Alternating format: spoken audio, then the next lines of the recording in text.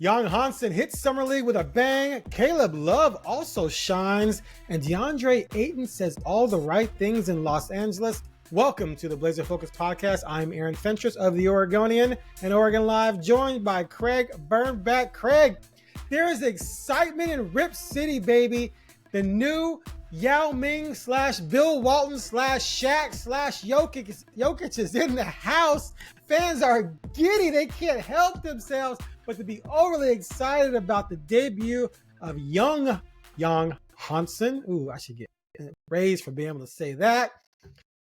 Okay. We're going to talk about that and Caleb Love and Ayton. But first, Craig. Yes. You said you had something to say about Summer League. No, well, I'm just saying. Let's start there. Because before, we both have views on Summer League. I want to get those out of the way to sort of segue into our views on Hansen's performance. So give me your impression. Here's the thing about, major props to the NBA for making Summer League what it is. Because it's not about the games. It's not just about the games. As a matter of fact, when you go there, it's barely about the games for so many people. Right. But they have figured out a way to make something out of nothing adjacent. So I'm not going to say that Summer League means nothing, but I will say it mostly means next to nothing, like nothing adjacent, the games themselves. That said, when it's a reason for, it's like a huge reunion / networking festival, right? Like says conference, says networking, party, social dynamic. Yes, all these things, and yay, because I've only been a couple times, but it's awesome. You turn around and like, oh look, the whole Blazer team is watching. You're like, they must care. Like, no, they're getting some workouts and they're hanging out. They care a little. Stop. No, they do, but that's what I'm saying. Like, it's the NBA. They're not there for the Summer League games. They're there for everything else. Then they'll attend a couple games, right? Yes, because hey, all right, my team's playing. Let's go, and good, and it helps, and you get the interviews because these games are televised. Let's just say, if you didn't pay attention to Summer League at all, which is about 90% of NBA fans, no, probably 98%. Not us, because I watch Summer League because it's on TV. You would nothing that happened in Summer League would impact your season. You know what I mean? Like if you were like, oh, unless like, it's an injury. Unless it's an injury. Right, but even then, unless you're a bad team, it barely does. Like the Knicks Summer League, I'm not paying any attention to it. They're awful. See, I just said I'm not paying any attention, and now I know if they're good or not. So yes, I am paying some attention. But like, you're looking at best case scenario when you're watching these games. The range is for players that are going to actually play any significant minutes. It goes from 0 to 2. Like that's it. And 2 is very rare that you'll have 2 players that you mean for your team, each individual team. Yes. Yeah, right. And it's mostly 0. For all the good teams, it pretty much is. Yes. So if you have a first and second round player and you're watching Summer League, your eyes should really be drawn to those players that have been drafted. Because Summer League has even expanded to the point now that this is really a place for guys to get overseas contracts that don't have them. It used to be if you had an overseas contract, you might play in the Summer League to see if you can advance that and get. But those guys aren't even playing in this yet, really, that much. It's mostly NBA guys that have been drafted that might be two ways, that might be in their second or third year, but their first or second year. And if they're in their second year and you're playing in Summer League, it's not good. It's not good. It's not good. You either got hurt or they were or you're super young. Or you're super young. I'll give second year. It's not a lot of second year players that you're like, oh, no, they're I'm good. on the fence. Like, it depends how young you are. If you came out 18, 19, I could see. There's not a lot of them. Right. There's not a lot of them. Well, Shade didn't go back. Scoot didn't go back. Klingon didn't go back. Right. Right, And because you're like clinging. You did just fine, dude. You did fine. We don't need you playing in Summer League. Well, and those three could probably still use the work, but what's the point? Like, it's But not. also the work that they need isn't in Summer League. Exactly what I'm saying. Because they need work, but yes, the Summer League is not where they're necessarily going to get better. They might get hurt because it's chaos at times. Right. And it's not they get better run if they're playing 5-5 in their arranged games with other NBA and NBA cusp players than Summer. Or even just at the facility if they do anything there. Exactly. Yeah, 100%. Exactly. Yeah. But if they live in LA or if they're in Arizona or they're in New York, they know where to go to get the run they need and also where it'll work best for them. Right. So, but that being said, I still like Summer League. Like to watch it and enjoy it. And I love watching social media and those, because when you see those people that are so focused in and excited, you're like, those are fans, man. Like, I want to be around those people, like, because they care. And they also somewhat know they're being ridiculous if they're with it and they know that. Because look, if Summer League meant anything significant consistently, Nate Robinson be in the Hall of Fame, Jared Bayless would have a banner hanging from the ceiling at the Moda Center, and Nick Batum would have never played the NBA, and he's going on year like 19. The Blazers won it a few years ago with a group of guys that like hardly ever any of them are still in the league.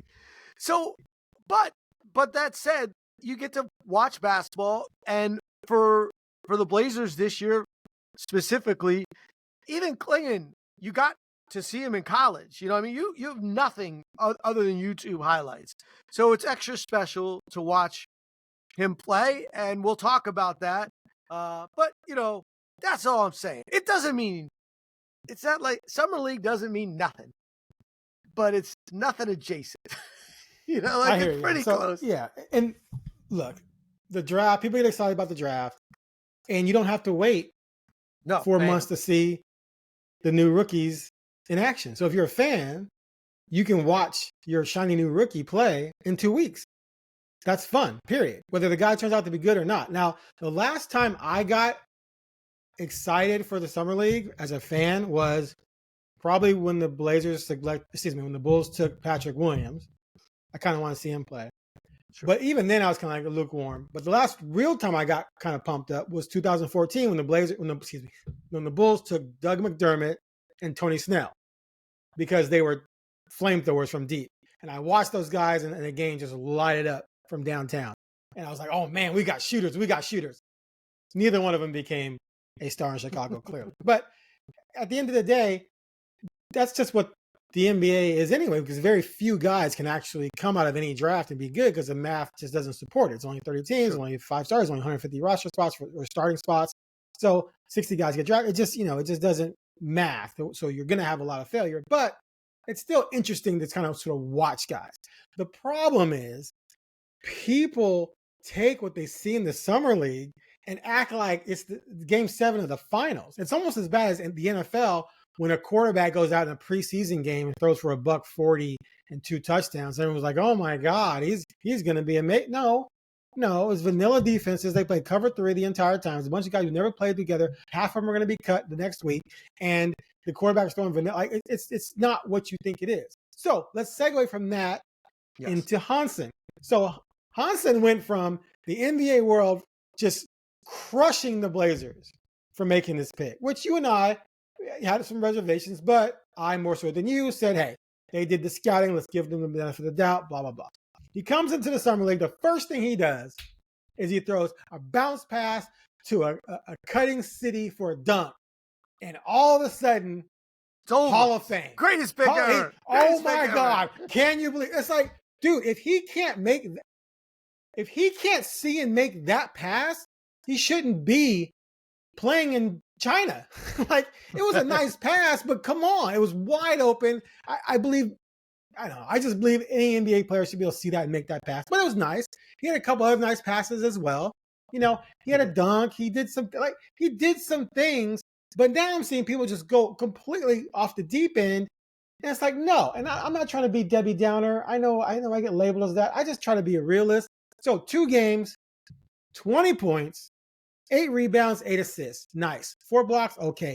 8 whopping turnovers, 1 of 5 from 3. He looks slow. So let me just say something. Hold on.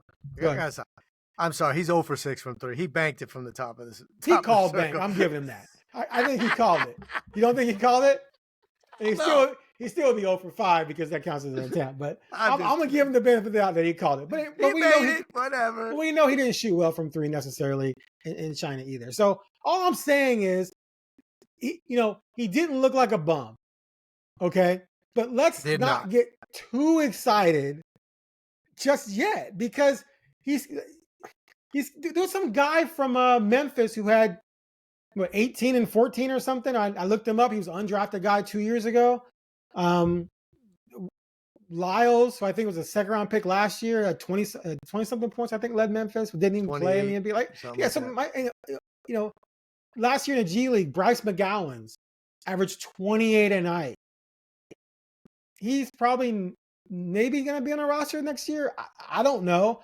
But my point is that I think he showed some nice little signs, but let's not get ahead of ourselves here, because he wasn't competing against anyone who's going to face him in the NBA. And the only thing I would say that's alarming is that he definitely is slow. So you have 2 slow-footed centers.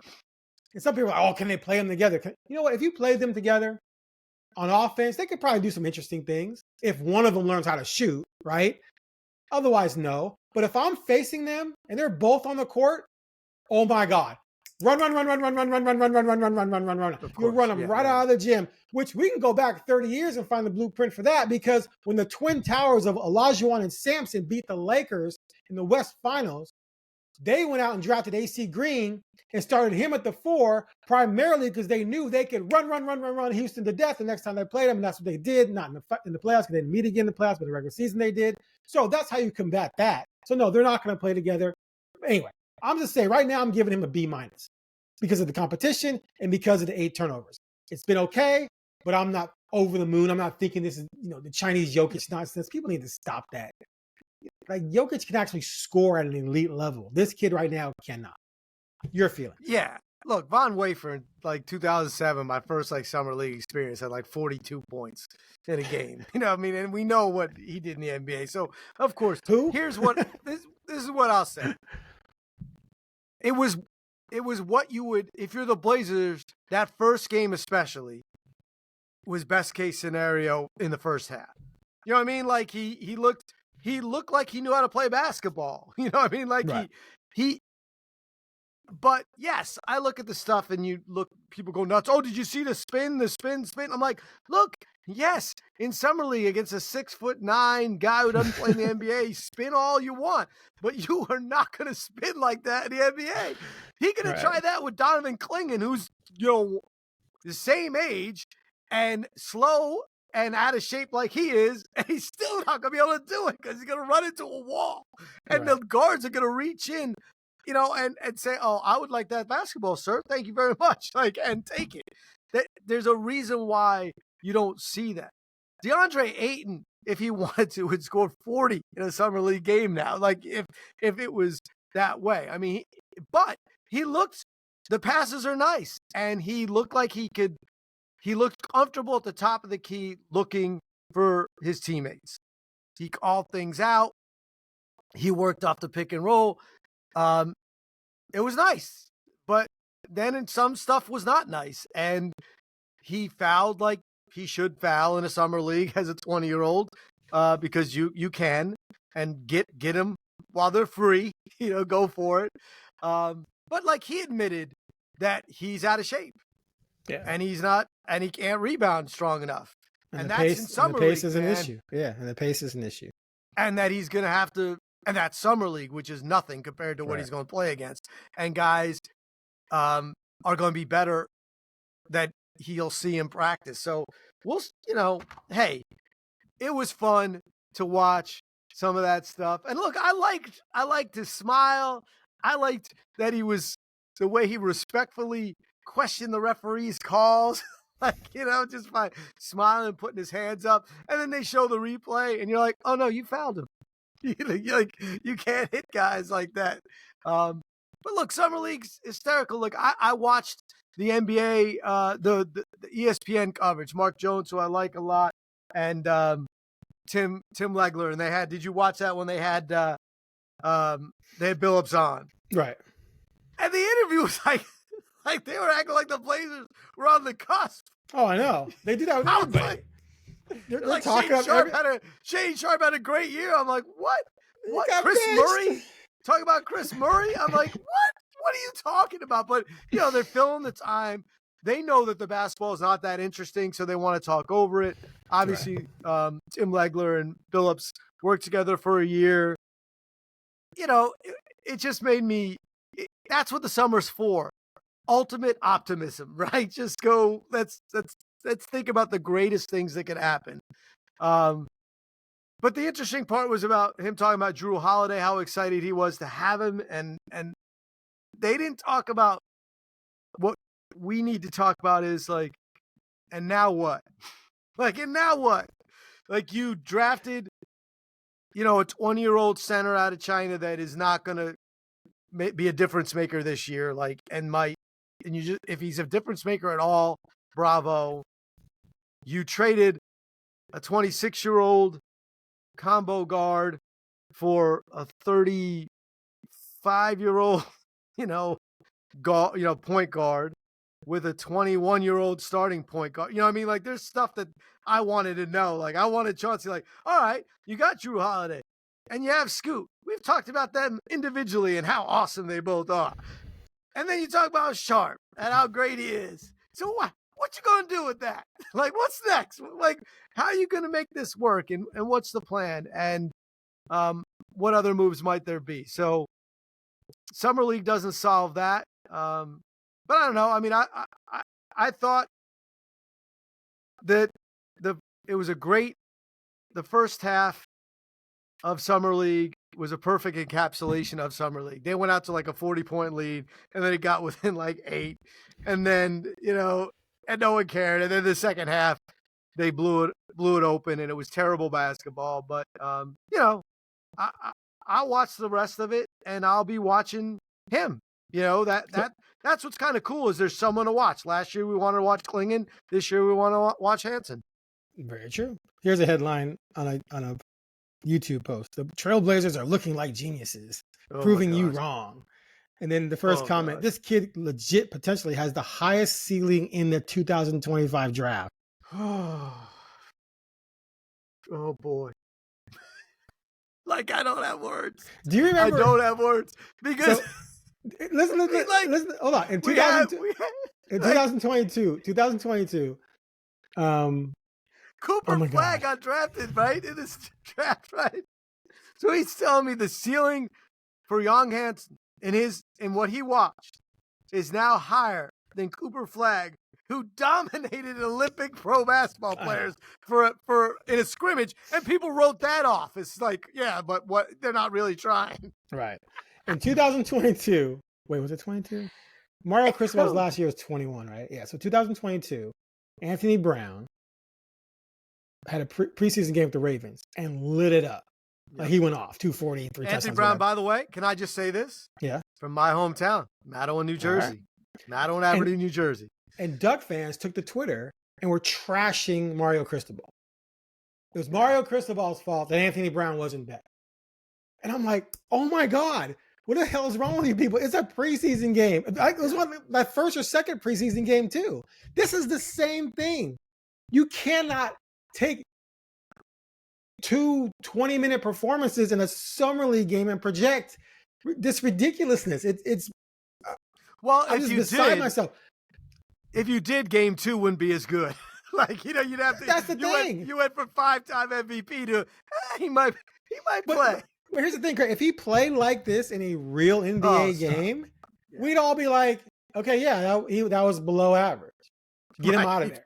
Get him out of it. You can't have your backup center giving you 8 turnovers over 2 games. That's just not good. Anyway, so we're not. And here's the thing: people go, "Oh, being negative." No, we're not trying to trash him.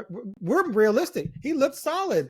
He looked like a potentially good young center, 7'1", 250, nimble here and there. Looks like he can develop a shot. Nice hands. Right, 3 or 4 years from now, he may be shooting 37% from three. That'd be amazing because then that makes that passing even better. Nice hands. Not afraid of contact, got physical in there. He's mentioned how it's clearly more physical than it was in China. That's going to keep getting, going up and up when training camp comes, when preseason and the regular season. But I just want Blazers fans to just be realistic about this right now. And if you believe he's going to be great and all-star, that's fine. Everyone has their guys they want to project. But let's not take what we saw these first two games and go, oh my God, he's that dude. Because that's not what we saw. We saw a definite NBA prospect make some plays in one of the lowest levels of NBA basketball there is. Period. Yeah, it is the lowest level. Because developmental league's better than this. I mean, we've seen that. Well, yeah. I'm just saying, like, this is it. You don't get NBA logos on uniforms in organized games at a lower level than Summer League. You just don't. But that just says how high the level is. These guys are still great. Like the NBA is the 0.00001%. This is the 0.000, 2 to 4%. And it's a big difference because Kevin Durant doesn't play in Summer League for a reason. You know what I mean? Like, it's just, but I say go crazy, have fun. That's what the Summer League is for. Ultimate optimism, hope. But I promise you, if you skip 3 Summer Leagues, you could still be a pretty good NBA fan and not lose. Like, you didn't lose a lot of data, because it's just not there. It doesn't transform. And some of it has to do with, if you're a big man, like guards can, like Von Wafer can have 42 because he was a guard and had the ball. It's sometimes you could be really good. You could be the best player on the court and not be able to show it because the 4 guys around you aren't good enough to make it work. So you can't have a nice pick and roll if the guy can't pick and roll with you. If you throw a perfect pass and he blows the layup, that's not on you. And if you're a center and there are 4 guys who can't shoot, you're not going to be able to do anything, So you can't always evaluate the talent based on that person's talent alone. It's what's around him and also how they decide to game plan. In Summer League, if they want to showcase a dude, Jared Bayless was a perfect example. When the Blazers drafted Jared Bayless, they were like, prove that we were right. And he dominated Summer League. And he did. He dominated Summer League, but he played in the NBA. He was a lottery pick. He had an NBA career. I don't use bust on him, but what people were saying about Jared Bayless from what they saw in Summer League with the high hopes is not what you got from a Jared Bayless career, because guess what? In an NBA game, they didn't think that game planning him as your primary guy was a good idea because he wasn't that dude. So, but enjoy Summer League, go crazy, take the ups and downs, because if you're watching Summer League, you deserve that. Like, because that's the kind of fan you are. And I don't mean that like you deserve it like in a bad way. I mean, like, you deserve it. Like, you care enough to watch Summer League and like try to find things that matter. And, that's what it is. But I will say, when you go in Summer League and you're there or even on TV, you should be able to see who was drafted first or second round, just with your eyes, just watching enough NBA games to say, oh, okay. Like, if you didn't know anything and you showed up and you watched, because the 16th overall pick playing in an NBA Summer League, you should be able to say, oh, there are things I see. Because if you don't, right. Like, exactly. So that's the thing. Like, even when we're talking about guys that did not play great, that are NBA on NBA rosters, you should at least be able to see, even in warmups, like, oh, okay, that guy's form is really nice from 3. He doesn't look the same as that herky-jerky thing. And the herky-jerky thing works in Summer League sometimes. Herky-jerky. Well, you know what I'm saying. You see those shots, you're like, oh, when it goes in, you're like, that guy made 3 of 5. You're like, yeah, well, that's not going to happen in the NBA with that that form. So if Yao Ming, excuse me, so if Yang Hansen is the next Yao Ming, since he's from China, then Caleb Love from North Carolina is the next Michael Jordan. Because Caleb Love, who couldn't shoot a lick at North Carolina or Arizona, where he plays the final 2 seasons, dropped 18 in the first game, 7 of 16 from the field, 4 of 7 on threes with 6 rebounds, and then came back with another 18, albeit on 21 shots, 7 of 21, 3 of 9 from three-point range. Didn't shoot as well in that game, clearly, but aggressive, tenacious, attacking, play defense. Did you like what you saw from that kid? Because to me, he was just as impressive as Yang Hansen, all things considered. Right. And again, I would expect him, what is he, 23? I mean, he's, 5 years in college. Yeah. He played 5 years in college and he was a really, really good college basketball player.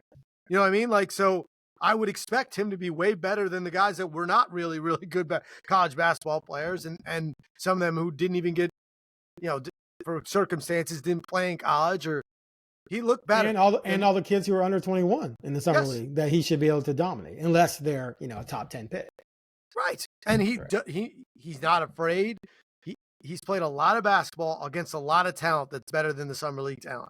So he didn't go in there and be like, oh my gosh. He wasn't surprised by the physicality. He wasn't surprised by anything. And he looks good because he's a really, really, really good college basketball player. And that's what happens when, like, Drew Timmy's going to be good in summer league. You know what I mean? Like, because he's a really good college basketball player. It doesn't necessarily mean he's going to be a great pro or a good pro, but we know why. Look, if he could shoot, if he shot the lights out in college, if he shot 44, 30 years, he would have been, if he shot 44, 37. Well, here's the other thing to do about it. He's not 6'4", man. So I think that hurt him as well. Because everything I saw showed him a 6'4" until I stood in front of him. And I'm like, I don't even know if you're taller than me, bro. And then I saw a combine. They had him listed like 6'2" 3/4" or whatever. So that hurts him as well. But yes, if he shot 44% from the field and 37% on threes, he's a top 15 pick probably, given everything else he brings to the team, especially defense. I mean, a huge recruit. 5-star kid, yeah. I mean, there's a reason why, but when you shoot 39, he shot 34% last year from 3, and he shot 39.8 from the field. Like, that's why he went in the second round, because he didn't go at all. He was undrafted. I mean, undrafted, right? Yes, signed a 2-way. He was a free signee after the draft. That's why. I mean, it's not because people don't think he's a good basketball player. They just don't think he's good enough. Right. But he has a chance because things change when you become a pro basketball player. Now as a 5th-year player, all he did was play basketball too. So it's not like that much different. But, being a part of a college program, people make fun of the fact they don't really go to class, they don't do this, but they do. And they have to do certain things. And once you're a pro, all you do is work on your game with the best mentors and coaches in the world. And that can transform you quickly. So he has that chance. But yeah, I did read somebody say, like, Caleb Love coming off the bench for the Blazers is going to be a problem. I was like, is it? Like, I hope so, but like, it's too early to say that because we don't even know if he's going to be coming off the bench for the Blazers.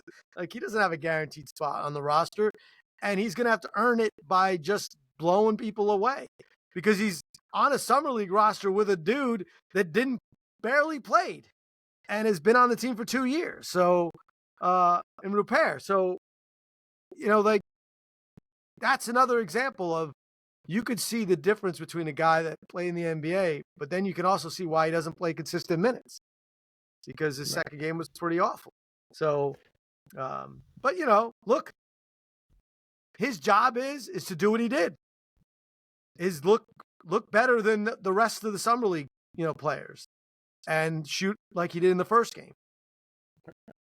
All right, moving on to a former Blazer. Statue for Deandre Ayton, you think, or no? Wait, no. Okay. right. Bobblehead? They probably have a bobblehead, right? Did he have a bobblehead?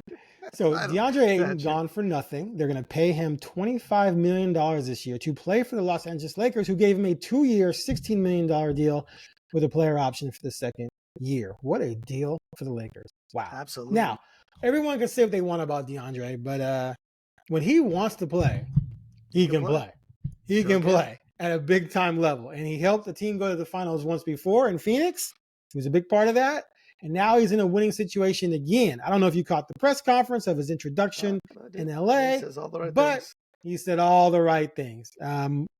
Specifically about the Blazers, he pointed out that, hey, they're going in one direction. I prefer to be in a winning situation, which was exactly what my thing was when they got him, was like, okay, if he couldn't find the energy to give 100% with Chris Paul, Durant, and Booker, why is he going to do it in Portland? And of course, he didn't in Portland, but when he did, he was really good. Now he's going to LA making far less money over the course of the 2 years, not this year, because this year he's making the exact same amount of money he would have made in Portland, pretty much, minus $2 million. But he's in a situation where he's playing with two guys who are elite passers, and they need a big guy, and he's going to be that big guy. He has a chance to make himself a lot of money this upcoming season because he can opt out next year should he play well, or when he becomes a free agent in a couple years, playing alongside Luka. Now, the Lakers are going to have a boatload of cap space starting next offseason when they move LeBron off the books and a bunch of other people, right? So they can go out and make a lot of moves around Luka, around Austin Reeves, and maybe around Ayton if he delivers. So my question for you is it finally going to click for this guy?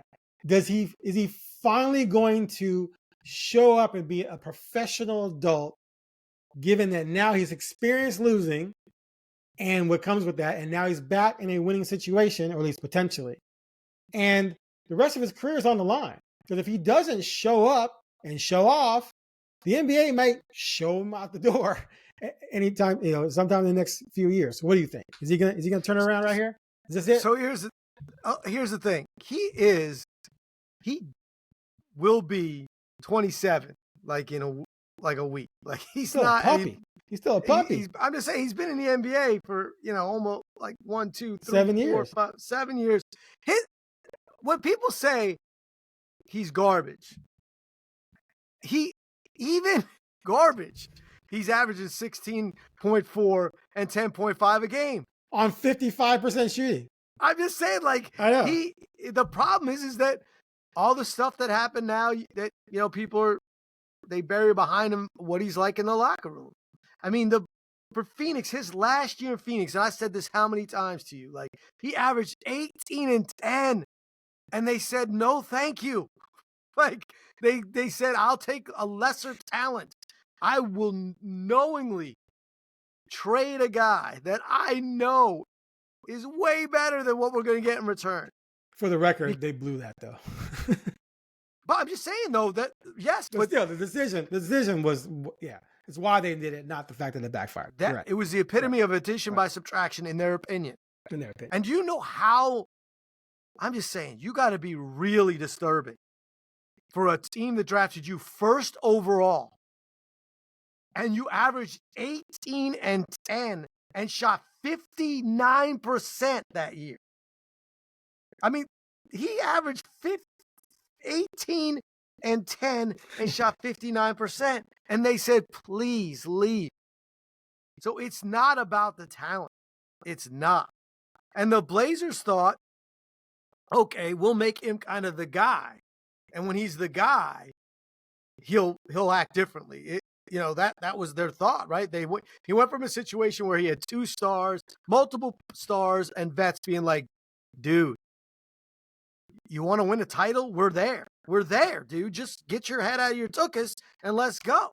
And the Blazers like, well, if we kind of we give him the vet role and say, hey, and then it didn't work. No. It didn't work because they gave him, they're paying him $25 million to not play. It worked for 3 weeks. I mean, or whatever they said. When they won 10 of 11, it worked that stretch. He was dominating, but that's pretty much it. But what I'm saying is, like, people don't doubt his abilities. Right. And he's put up numbers. And they're not, like, people would say, oh, they're not real numbers. You shoot 59%. Like, it's hard to shoot better than that. Like, it really is. It's not, it's not like he's getting 20. He needs 28 shots to get 18 points. Right. He's got 7 from 20 at the center position.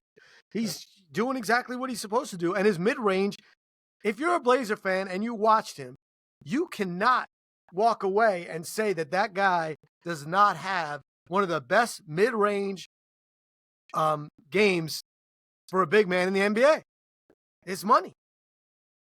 So the Lakers are saying, well, it's free, basically. You know what I mean? Like, they don't have anyone. Jackson Hayes, that's all they got. So why not roll the dice? And Jackson Hayes can't play offense at all, but he can play defense. So, you're about to get, you are not going to be double covered. You know what I'm saying? Like, you're going to work that pick and roll all day with two of the best in basketball, you know, a GOAT. And I'm not going to get in the argument, but there's an argument the greatest player to ever play the game. There's no argument, but he's on the list of GOATs. I'll give you that. Okay. So let's just stop right there. Stop right there. Let's not go sideways. We don't want to do that today. Don't make me pull out my Jordan stuff behind me. Sure, he's not in his prime, but he still put up numbers, and he obviously has the highest. He still has the highest basketball IQ. GOAT. Yeah, okay, that's fine. His basketball IQ is elite, to say the least. He's going to play with two guys with, elite basketball IQs. Yep. So I don't see, if he can't make it there, it's like the opposite. He can't make it anywhere. He can't make it anywhere. Like, you know what I mean? Like, that's it. Like, and this is another great opportunity. But to me, like, if he puts up 18 and 10 on this team, people aren't going to be poo-pooing it. They'll be like, oh.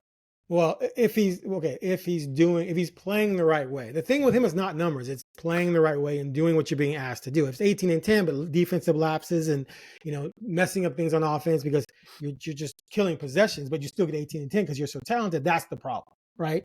I just don't think he'll get, what I'm saying is he won't get the minutes to do that if he's doing the things you're saying. Well, because they won't put up with it.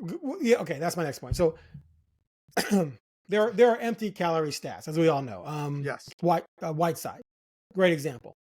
Right, yep. I took over the beat when he was still on the team. And dude led the league in rebounds and block shots, and the Blazers couldn't wait to get rid of him. Right. Yep. Sometimes not all stats are good stats, but here's what I think could happen with him. This could be his Rasheed Wallace moment, in that Rasheed never embraced in Portland being that guy. Rasheed Wallace should have been 27 and 12 or 13 a night. He should have been right there with Duncan. There's nothing Duncan can do better than Rasheed Wallace. And Rasheed Wallace was probably a better defender, if not as good, and could shoot the three. He was like probably the first ever true stretch four, baby. Right? Stretch four. But he didn't want to be that guy. Well, he was a stretch five, but he wouldn't allow him to play the five. Right. He just was content sometimes going out there and just, he's 17 and 9, whatever. He's a team guy. No, you should be dominant. He didn't want to do that. So then he goes to the Pistons, where they didn't expect him to be dominant. Here, they wanted him to be. There, they didn't. And so he slid right in, right, and played his role and helped them win a championship. But what he did that's different than Ayton is that he didn't rock the boat. He didn't mess things up on defense or mess things up on offense and make it all about him and be a malcontent. He was coachable. He allowed Chauncey and others to lead him, and they got the best out of him. So I'm wondering for Ayton going in this situation, numbers be damned, just do what you're asked to do. If you're supposed to crash. Don't camp out and wait for the ball and then mess up everyone else trying to slash the basket, which is what Chauncey would complain about him doing with the Blazers. Yep. And later in the season, he started doing what he was supposed to be doing and getting out of the way sometimes. Be aggressive on defense, man. Make an effort. You don't have to be Gobert, but don't just let people go down the lane and dunk. Get in the way and be disruptive. If he does those things, they're going to be pretty damn good with him. And if he does that, he resurrects his career. And he's in a position where he can do all of that. He doesn't have to be 28 and 12, which he should have been at some point in his career because he has that kind of ability. He was number one pick for a reason. You don't have to be that, but just be an efficient, coachable basketball player, because JJ Redick will cuss you out. Right? Yes. If he does the things he's done in the past, JJ Redick will call a timeout and cuss you out. and you won't have anything to say because LeBron will be cussing you out with him, and so will Luka. So hopefully he figures it out. I like the kid. I had some good interactions with him. I wish him the best. I think this is a great spot for him. Yeah, and I think the fact that I know you're old, but you know, you didn't call Damian Lillard a kid when he was this age because of the mentality. Like, and some of that is where he's he acted like an adult. He was acting like an adult. Right. Dude, I'll never forget this. Damian Lillard sat there in the press conference after losing, I think, game 4 to the Spurs I can't remember. They lost to us. The first year they beat Houston, they played the Spurs. They lost a home game, so it must have been 3 because I think they were down 3-0, then 1-4. Anyway, he sat there at what? So that was his second year in the league, so he was like 24. He sat there, and in a press conference, I was just blown away. It's like, there's no way that guy's 24. There's no way he's 24. He sounded like he was 44. So yes, I never referred to him as a kid like that. That's what I'm saying, but that's part of the problem, right? Like CJ also, you didn't refer to him as a kid, when he was in his 7th year in the NBA, right? And that's kind of where you're at with the immaturity. I mean, the Rashid thing. The thing with Rashid was he wasn't. He made decisions that were not about being immature, but they were about being who he was. Like, he didn't want to lift. There's all those stories about him not going to the gym. But right. Rasheed Wallace is kind of an amazing career because his numbers are not good. Like when people are shocked, I say, go look at Rasheed's numbers. I mean, Rasheed averaged 14 and 7 for his NBA career. He only got 20 points, I think, 1 year with the Hawks. I'm going off memory, but like in my brain and in everyone's brain, like he was an offensive, he could score because he could. And he could do things that he chose sometimes to not do. And he was such a high, recruit and played at North Carolina, all that. The thing that with Ayton that's frustrating is that people see it and they don't understand it. Like, like why he won't mature and why he won't see because he's in great shape. Like, that's the thing. Rasheed was not in great shape a lot of the times. So it's not about that. That's the funny thing is Luka's not in shape. Like, that's the big thing. Like, he doesn't care enough to get his body in shape. No one says Deandre Ayton's not in great shape. Like, they're not like, oh, he can't handle the minutes, and he just can't do when he's on the court, do what coaches want him to do and what really good players want him to do. So, yeah, I mean, to me, the Lakers situation is if you're DeAndre Ayton and you truly believe what you say, which is you want to win and you want to be in a situation where your skill set helps contribute to a winning team with teammates that will lift you up, well, guess what? This is as good as you were going to get probably and play significant minutes, right? I mean, You could go back up Denver and never play, but this is their biggest need is this piece. I mean, they traded, Anthony Davis to get Luka. They blew up their situation of having a star big man. So it's there for you. I don't put the odds above 50% that he's going to do it. I would put it at 60-40 that he's going to struggle and there'll be an issue. But I would put it at 20-80 anywhere else. Like, I think that he has this is the best situation for him. I think I'm going to go 60-40 the other way. I believe in redemption so much. I think a lot of people figure things out at some point. I did not think the Blazer situation was going to be good for him. It just didn't make any sense because he wasn't going to somehow turn things around in a losing, rebuilding sort of wacky situation. But here's the thing about Luka that I will give him credit for. Daniel Gafford, former Bull, second-round pick, whom they let go, by the way, goes there and in 21 minutes averages 11 and 7 in 21 minutes. That's because Luka's feeding him. He shot 5 of 6 from the field. The next year, 5 of 7. That was last year. Didn't play all year with Luka, obviously. But so my point there is here's a guy who's not even really looking for offense, right? But he still scored 11 points because Luka's setting him up. Right. right? He can dunk. So Because he can dunk, right? And so DeAndre can do all those things as well. The difference is Gafford gives you max effort on defense. That's why he averaged 1.9 block shots per game in just 21 minutes. Ayton probably isn't as good defensively, but he can be a lot better than he's been. So if he just goes in there and just shows up on defense, and if he never got a mid-range jumper, he's with more minutes, he's 14-9 without even trying. Now, if you do those things, you're going to get rewarded with some opportunities to shoot your mid-range jumper and to do your thing in the post. All of a sudden, boom, you're 20 without breathing hard because you're playing with two guys who will get you the rock because that's what they do. So he has no excuse to not get over now. And I'm just going to give him the benefit of the doubt that A, he experienced losing, and he said himself, yeah, that wasn't very nice. You get forgotten about when you're losing.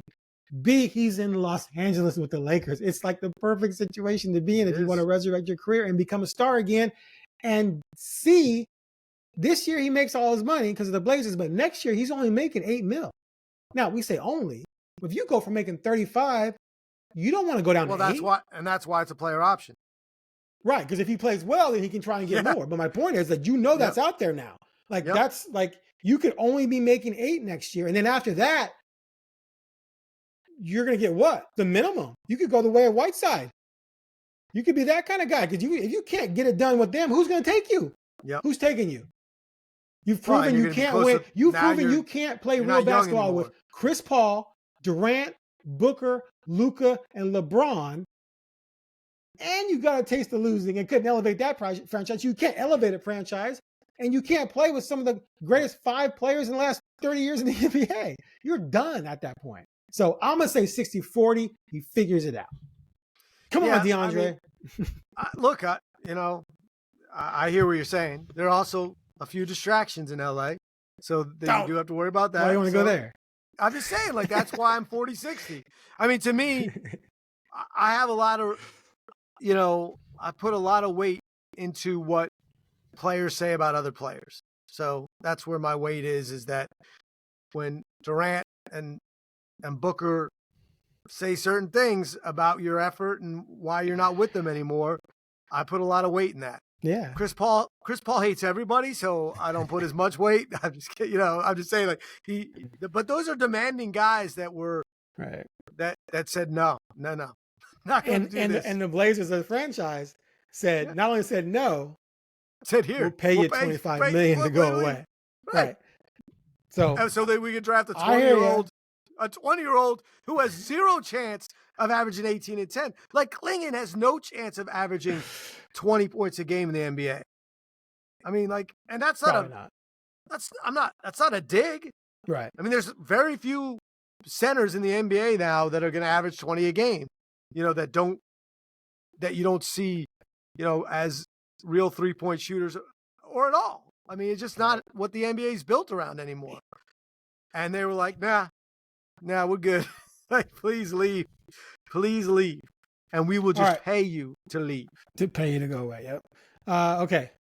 Finally, last thing before we leave, let's segue from the fact that they got nothing for Ayton to the fact that the only real additions they've made are clearly through the draft and then Holiday and the trade with Anthony Simons. Now, I like that trade with Ayton still around. The fact that that's all they've done so far and Ayton's gone, to me, they're worse. So are you alarmed at all that they have done nothing else of significance? Teams all over the league are making moves to get better. It seems like every team in the West got better, except for Portland, if you want to pretend that losing Ayton and Ant and bringing in 35-year-old Holiday at $34 million a year makes you better, which I don't believe it does.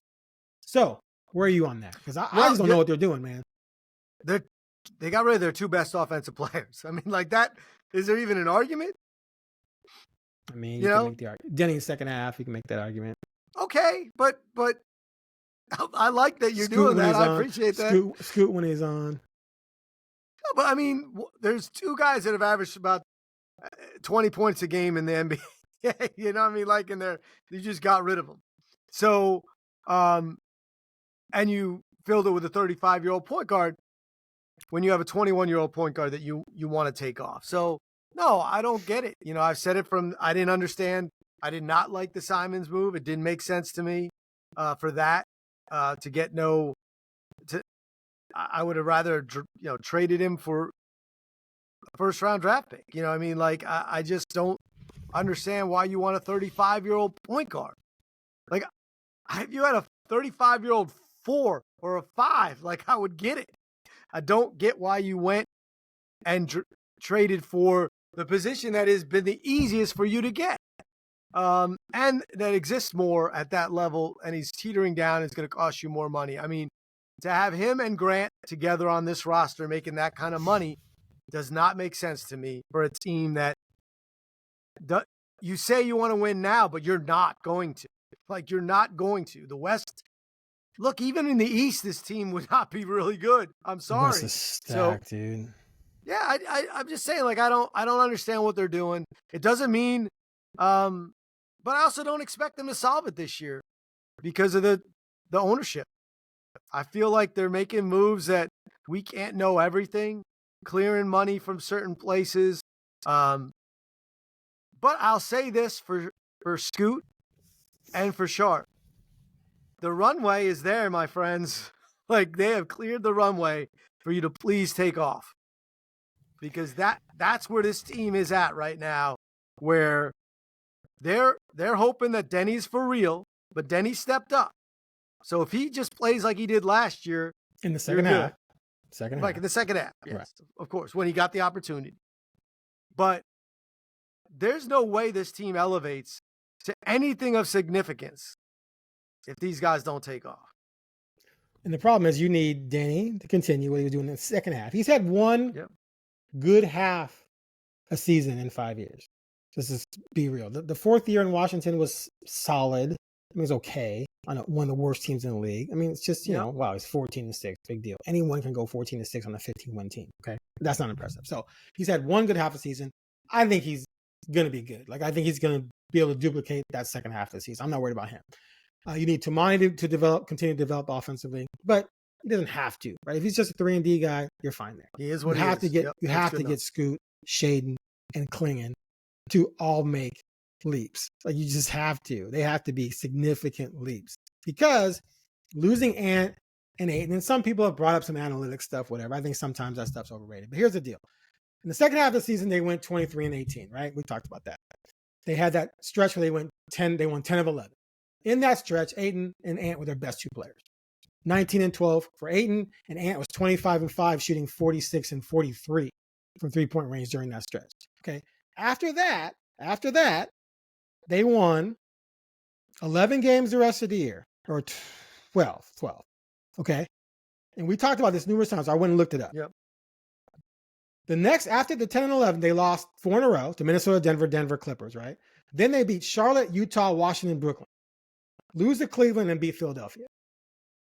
5 of these worst teams in the league, all in pure tank mode. Those were those 5 wins. Those wins mean nothing in terms of projecting what they're going to do next season. Then they lose 5 in a row. Then they beat Toronto, Washington, Memphis without Ja Morant, and Denver without Jokic. Now, granted, still, everybody. Those are still 2 good teams. They beat those. So, okay, but still, their best 2 players weren't there. And the other 2 teams are tank teams. Then later in the season, Atlanta, that was a decent win. Toronto, tank mode, and San Antonio. So the vast majority of your wins outside of the 10 of 11, when Ayton and Ant were your best 2 players, you have maybe 2 legit quality wins. The rest are against teams either that are horrible trying to tank and or were missing their best players. So there's a little bit of fool's gold in that 23-18 in the second half. And it all comes down to that 10 of 11, and the 2 main guys from that 10 and 11 are out, and you got nothing for one of them. Nothing for one of them. And anyone out there who's thinking right now, not just nothing, it costs you. It's going to cost you money. You can't. Yeah, exactly. You can't even use the money. It's just dead money. You can't use $25 million. Right. I mean, so they are big hole. And this was one of the worst shooting teams in the NBA last year. There was, I think, 26th or 25th in 3-point shooting, and you lost your best pure scorer. The only guy who could really create a 3 and hit one is Ant. Right now, you got other guys who can hit knockdown wide open 3s, but that doesn't happen all the time. You need guys who can hit tough 3s as well. So unless they go out and sign some shooting, to me, there's no way they're better than 36 wins next year. Unless you get lucky and a bunch of other teams have injuries and you play the type of schedule where you feast on a bunch of bad teams later, something like that. But just straight up and down right now with the rest of the West and even teams in the East, this is a team that might be 30 or lower unless everyone we just talked about just takes a huge leap forward. So I don't know what they're doing at this point. It just drives me nuts every time I see another team. Dorian Finney-Smith, perfect fit for the Blazers. It'd be amazing to get that guy. Now, would he want to come to Portland? Probably not. He wants to go win. But regardless, Houston went and got that guy. So they traded for Durant, right? Losing Green and Brooks. And then they go out and get a guy who can replicate a lot of the things defensively that Brooks does and shoot it better than Brooks. That's a winning move. You, the Blazers, aren't making those kinds of moves.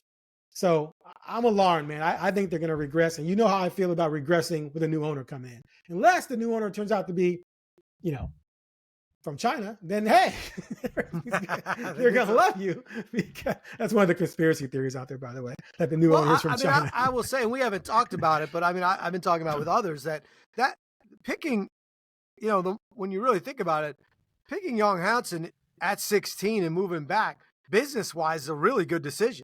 I mean, all the summer league games of the Blazers were on TV in China. A few people live there. A few billion people. There is a lot of money to be made. A few billion. You know what I'm saying? Like, I'm just saying, it's a smart business decision to do that. If you're gonna weigh, the risks, rewards, I respect that decision, and you can't ignore it. That as you said, the 16th overall pick, odds of them being a contributor, it's not great. The odds aren't in your favor. So you might as well get a whole country, a large country to, and there's no other Chinese professional players right now picking in the NBA that are doing anything. You know what I mean? Like, so that's a smart move. Hurt. It doesn't hurt. It does not hurt. And you still got a first round pick to mess around with. Trade that thing. Trade that bad boy. Let's go. Make some moves. The one thing that consistently when you speak to people like we have it at the front office level and successful ones, and they look at teams and franchises, is there's always excuses for why your team is not winning. Right. Every franchise can come up with a reason why. It's the good teams that figure out how to not use those excuses and get better. And the Blazers have had 4 years now to start moving in the right direction. And the biggest keys to that, to going up, are your 3 lottery picks. And, I feel like that's it. I mean, that's what they've done. They've said, here's the runway, take off. I mean, I'm not going to expect much from Klingon because I think Klingon is going to be what he's going to be. Like, I think he's going to be solid. He showed that last year. He gets in better. Now, look, if he can't get in better shape, he's going to be a bust. You know what I mean? Like, but what he showed, like, I don't think he's going to score 20. And he's not going to, but he's going to get 10 rebounds, right? If that guy plays 30 minutes, I promise you he's going to get 10 rebounds if he doesn't get hurt. And a couple blocks. Yes. And set some nice screens. And if his three-point shot comes along, oof. Well, now you got trouble. That last element is the icing, right? But the cake to me is there. But you have to get Sharp's got to. He can't shoot 30% from 3, and he has to be consistent. He cannot, he can't be another year of potential. And Scoot's got to be a starting point guard in the NBA at least. And if you really want to be a contender, he's got to show you John Morant-like stuff. And I'm just picking a guy because you just mentioned, but he's got to be a cusp of, I see something, not just spurts of a 10 game here or there.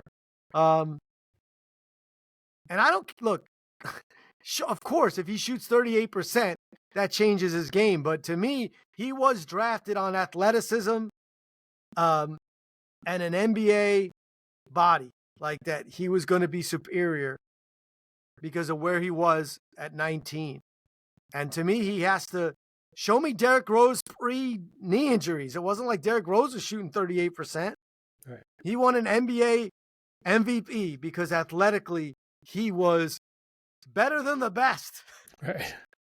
And that's what we thought that's the name. The Derrick Rose was the name. Like, oh, you can shoot 34, 35% if you could be Derrick Rose. And you can. I mean, Derrick Rose had an NBA career post his legs not working because he was that gifted. And so I just think that, like I said, they have said, here's a runway. Because if they have another plan, then they're not executing it. Because to me, they've cleared the way, to say these guys have to play. Because even, Chauncey was talking about Drew Holiday, and at one point he had to say, like, oh, and we still think he can ball. You know what I mean? Like, he had to remind people, like, he's not coming here to be a coach. Because everyone's like, well, you got two 21-year-old guards. Like, what the heck? And so it's not like they can't trade Drew Holiday. If he's not an impact player, if he comes here and he's a backup, then they're truly screwed. I've said it from the get-go. There's no way he's coming here to be a backup. Like, to me, there's no way. But if he is, they're done. If he's not better than Scoot and/or Sharp, you're done. See, to me, the only plan that makes sense is that, yes, he comes here, he starts for a little, and Scoot and Sharp are just pushing for more and more minutes. And then you're trading Drew Holiday to a contender for a first-round draft pick. It doesn't make sense any other way. Like, it just doesn't. Like, what? Yeah. He's going to play 32 minutes a game and you're going to split the other 2 minutes. Scoot is not a 2. I'm sorry. He's just not. He has to be a 1. He has to play the 1. And I know you say you split these minutes and then you move Drew over to the 2. Drew's a lead guard. Drew can play 2. He can play the 2. But that's not what he is. Like, at best. At best, he's the guy with the ball, making people better because he's not a great shooter anymore. So, well, he had an off shooting year. He can shoot. You don't lose your ability to shoot. You just sometimes have off shooting years. Okay. His shooting will come back. Dude, Steve Kerr can walk out at 60 and drain threes all day. You don't lose that skill. You're not going to lose that skill. Right, but I never thought of Steve Kerr as a lead guard. I thought him as a really, really short 2. But you were talking about shooting. I know. You said he can't shoot anymore. I don't believe that he lost his ability to shoot. I'm just saying he's had an off shooting year. They're already he's a lead guard. He needs the ball. I mean, that's why the Celtics got him. You think he's a 2? But the Celtics didn't necessarily run him. Like, he wasn't like the true lead point guard. I'm just saying your goal and hope. To me, the best case scenario is your 21, 22-year-olds are pushing for so many minutes that you say, thank you, Drew. Where would you like to win your next championship? Do they have a first-round draft pick for us? Okay, thank you. And go that way. And that's fine. But I still think they have to win next year. See, we're like, we talk about different. But they're not gonna. We're talking, and that's the problem. I know. So that's what I'm saying. Like, I'm not they saying need like more pieces to go with Holiday. And what are they going to get? How are they going to get him? I know. How are they going to get him? They have the mid-level. They got money to spend. They got mid-level. They got the biannual. They got trade exception. They can do stuff. Just get a couple 6'6" guys who can shoot it, man. Just get one. That's every NBA team, right? They don't have one. There's got to be one you can go get. Isn't Kispert still available? Someone like that. I'm just saying, like, the things we thought they were going to turn stuff into, they sent Simons out. They didn't get that. They got 35-year-old guy. Ain't nothing for Ayton, and they can't move Grant. It's a disaster, bro. Like, I don't know where you're getting this from. It's a disaster. All right, I love how he disagrees with me, and then he comes around and lands right there. Like, yeah, we agree on that part. It's just what the goal is. To me, the goal has got to be to try and win next year. And you're saying the goal is to be to try and trade him. And I just don't know if the GM and company are going to be here with a new owner coming in if they're losing. That's my thing. If that wasn't a thing, if the team wasn't for sale, I'd be looking at this completely different. But clearly they're not listening to me, so whatever, we'll say that. All right, man, we pulled an hour out of that. I was like, what are we going to talk about? Well, we love it. We do. All right, thanks for listening to the Blazer Focus podcast. We're going to let this Summer League thing play out. We'll be back with another review. And just to be clear, we're not trying to dump on Yang Hansen. He looked like a solid kid in the first couple of Summer League games, but let's everyone slow their roll on acting like he's a future star. Take it in. Exactly. Enjoy it. All right. Later.